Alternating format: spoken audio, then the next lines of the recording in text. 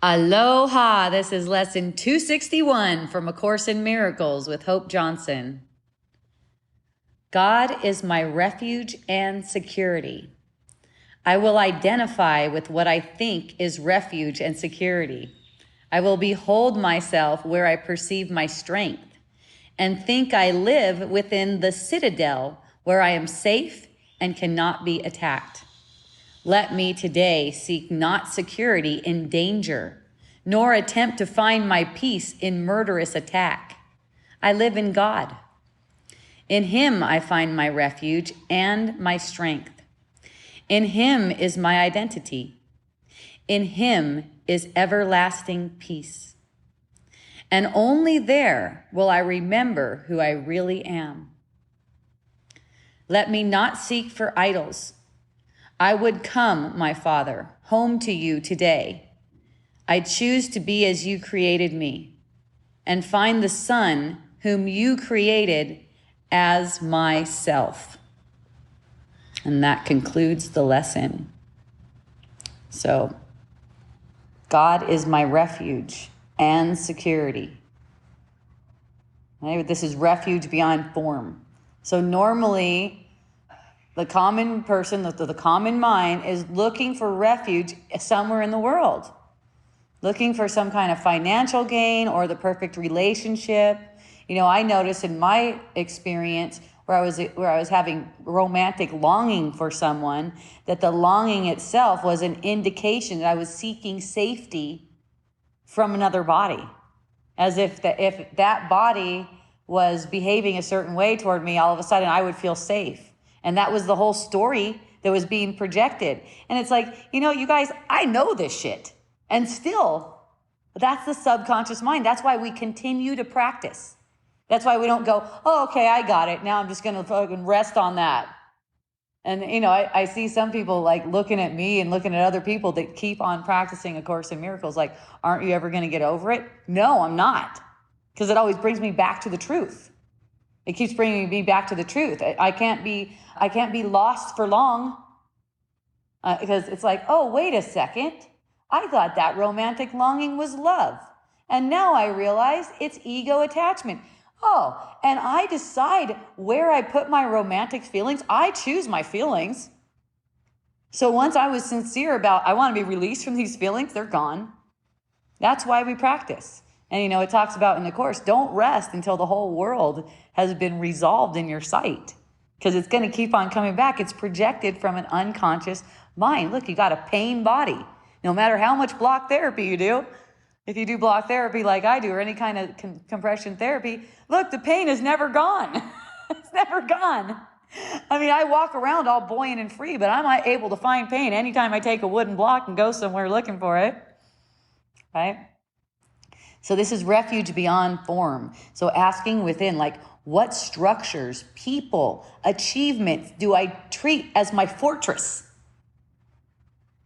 Where I could find refuge in the world. Oh, thank goodness, I just got $10,000, for instance. Oh, I'm safe for a little while, right? Something like that. There's no refuge here. There's nothing here.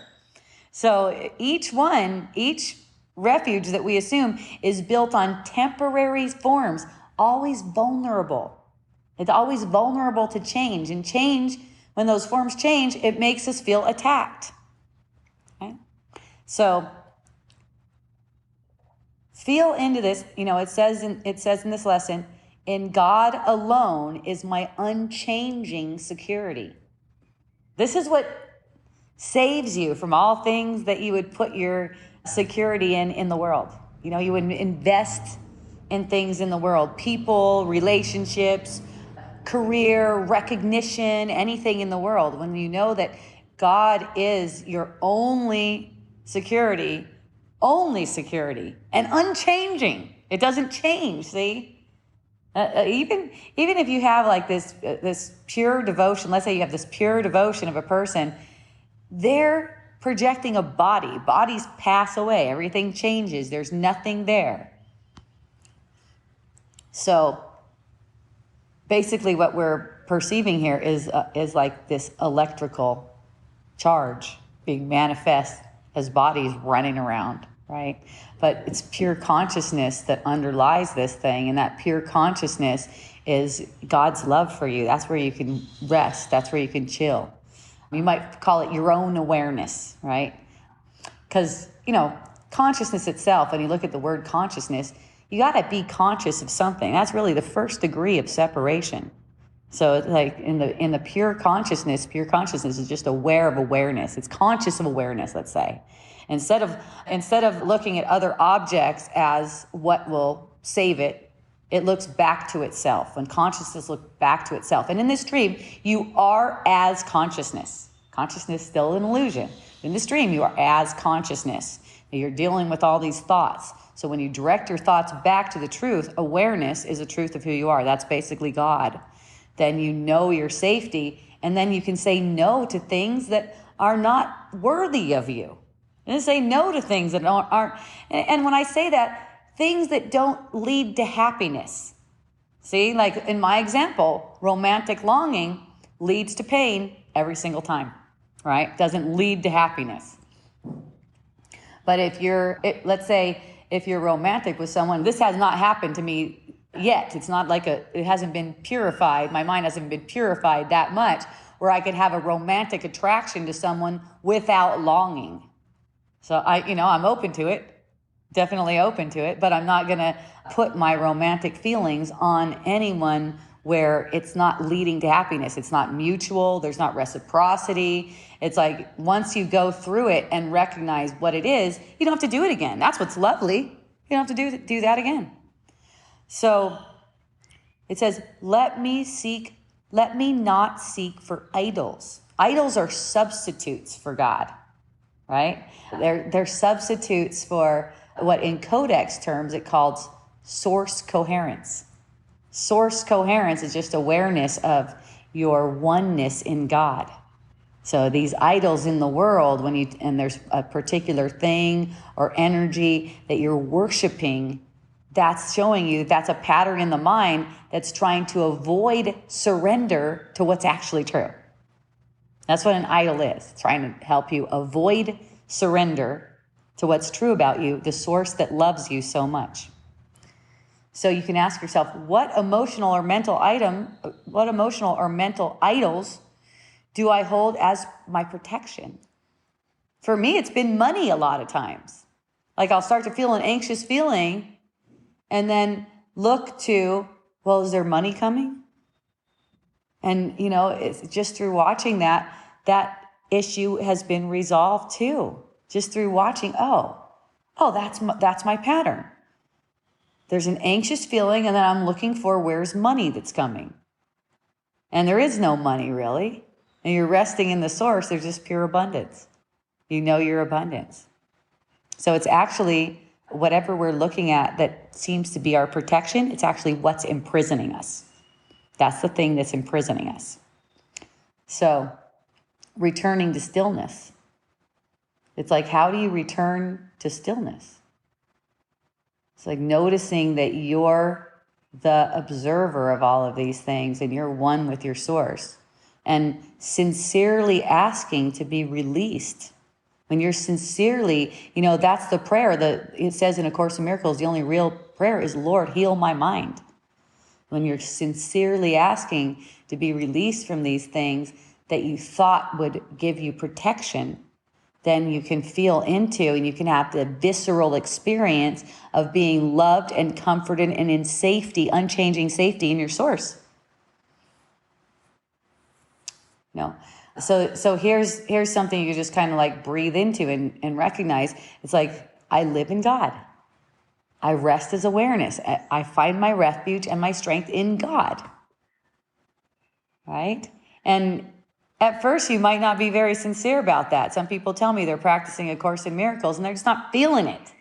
They're not really feeling it. It's okay. Keep going. Notice that the reason you're not feeling it is because you're not sincere about wanting other gods or only God. You're thinking you want something else in the field. I was relating with a friend recently that was telling me, I just can't help it. I want a relationship. I just can't help it. Here's the thing. This isn't bad or good, right or wrong. but it's simply the ego talking. It's not you.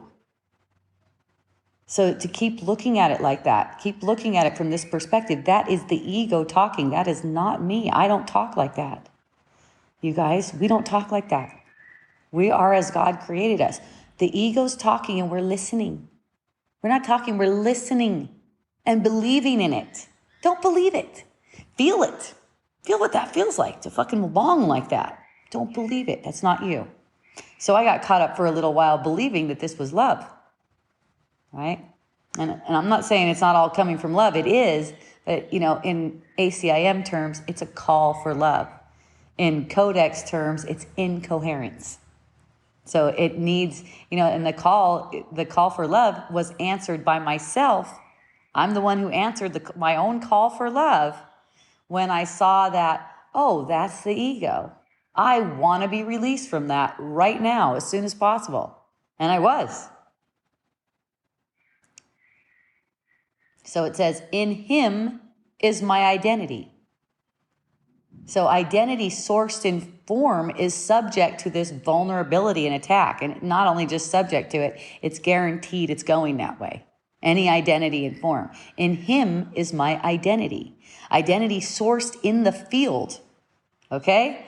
It's like it's somewhere in the field is always leading to this sense of loss.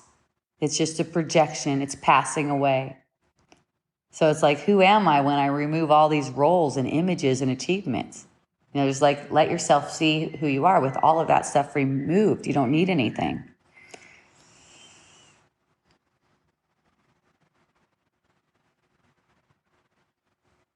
When you're feeling loved by God, there's nothing that can destabilize you. That's what gives you your invulnerability to all worldly conditions. When you're knowing your oneness in God, there's nothing that can destabilize you. So I know this is hard. I mean, I've been through it recently. It seemed like nothing could get me, right? Isn't that how it works? It really seemed like nothing could get me. And then all of a sudden this thing arises where it's like, man, I just have to have you, right? And didn't see it for a little bit. But if you look at any kind of upset feelings, even if it seems like it's a loving feeling, that's the ego, and start to recognize it as the ego's voice. Things are going to break apart for you. And I got to tell you guys, I'm so glad I went through it, because now I see so many people are going through it and I can actually relate with them. And I see that that's why I blinded myself for a little while. It's like, that isn't even like me. But I do it because it needs to be done, and it doesn't touch me. It's fine. Like, whatevs. I can go through something like that and still come out the other end and go, that was nothing. And now I can show how it's nothing to everyone else and help people get out of this. So choosing the truth, it says, I choose to be as you created me. So that's like a right now thing. I choose to be as you created me. And this is the return to that unaltered self that you are. It's before this distortion through fear, before we made ourselves into something else. And I'll tell you, the months while I was going through this longing too, I was always coming back to getting my refuge in there, right? I was always coming back to that. It was like a back and forth. It's not like I'm in totally blind darkness. I could see something's going on, but I was not yet willing. And there's a reason I was not yet willing. It's a good teaching opportunity. It's a good teaching and learning opportunity. But the moment I saw I was willing, I was immediately released. It was just a sincere, okay, ready to not have this feeling anymore. That's enough of that. So it says, I choose to be as you created me. This is the return. So it's like, am I willing to release my attachments, my stories, my vulnerability right now? Am I willing to do this? Am I willing to reclaim knowing my invulnerability in God? Or would I rather have this idol that I think I want? And that could be so many things. It could be a better body. It could be better health. It could be a partner. It could be a career, money. It's so many things. But what I've been seeing coming up so much in my field lately, and not just in myself, but so many people, this romantic longing. I got my eye on that right now. I got my eye on a lot of things. One of them's aging too. That's another thing, this longing for a younger body, right? You don't need to long for another body and a younger body. And at the same time, it's not bad to take care of your apparent body in a way that apparently makes it younger too. It's not like that. It's not like that. Just like you don't need to engage in romantic longing, but that doesn't mean you don't hang out with people. It's like the same kind of thing like that, right? The ego distorts everything and makes it like a guilty thing on you. But the thing is just not to idolize anything in this world. That doesn't mean you can't play with it. In fact, you're asked to play. You're asked to play joyfully in the field like a child. So it says, I would come, my Father, home to you today. Look at that. When I just repeat those words, I feel that. It's like, I want to be home in you. I want to stay there. I want to just stay there all the time. And especially since this thing unraveled for me and I'm like, I'll just stay here in God. There's nothing that I need at all. And the relatings, they just arise as they do. I don't make any idea about it. I don't look at the form and try to make ideas about it. I notice connections. Where do I feel connections? And noticing that my time is precious to the Holy Spirit for the Holy Spirit's purposes. And God's will for me is perfect happiness. So it's not like trying to mind fuck whoever I should be hanging out with, what I should be doing, anything like that. It's just such an easeful flow. I sense the connection. That's the Holy Spirit's guidance saying, yes. I sense a nice easeful connection. Yes, that feels beautiful. So it's like whatever feels beautiful, and many times it feels beautiful for me to hang out by myself too. There's a lot of that going on too. And as far as your work or anything there is to seem to do, like I moved into this new place and I just felt guided and it felt joyful for me to buy stuff to put all over the floor so I could have block parties in here, knowing that I'm probably leaving in a couple months, not going to be able to take any of it with me. Anyways, you're not going to be able to take anything with you, and money isn't really a thing here anyways. And to set up 4 events a week, so connecting with people, it feels joyful. It doesn't feel like I need anything, right? So there's one saying, it's in the Bible too. In you, I live and move and have my being. That's all. I live and move and have my being in a joyful way. I surrender all these illusions of safety to know my true refuge. Right? Like even let's say if you're setting up events because you think you need money, for instance, it's not a bad thing to do. Just notice, is it joyful or is it because I think I need money? Right? That's what I notice about going for being a realtor. I go, okay, this does not feel joyful. And the whole time I was talking about it with you guys, you were following me on Wisdom Dialogues, when I went into the realtor's office and they said, what makes you want to be a real estate agent? And I'm like, I want to make a lot of money in a little time. And they go, well, you're in the right place. Right? But it wasn't like guided to the point where it wasn't guided in joy. It was still guided because I had lessons to learn there. So I didn't think of it as bad or a bad place to be. It's like, show me my lessons. And then that whole journey was resolved in, shit, I don't need to do anything for money. That's not even a thing for me anymore. I don't do anything for money. And if there's no money, there's no money. Then I'm still doing the same thing. I'm loving the Lord and I'm loving my brothers and sisters. And I trust that everything's going fucking awesome. I don't mind spending the money I seem to have either. Ask any of my friends. So, twice a day and every hour, and set your alarm on the ACIM app so you can remind yourself often that God is my refuge and security, your only refuge and security. And have a beautiful remembrance. I love you.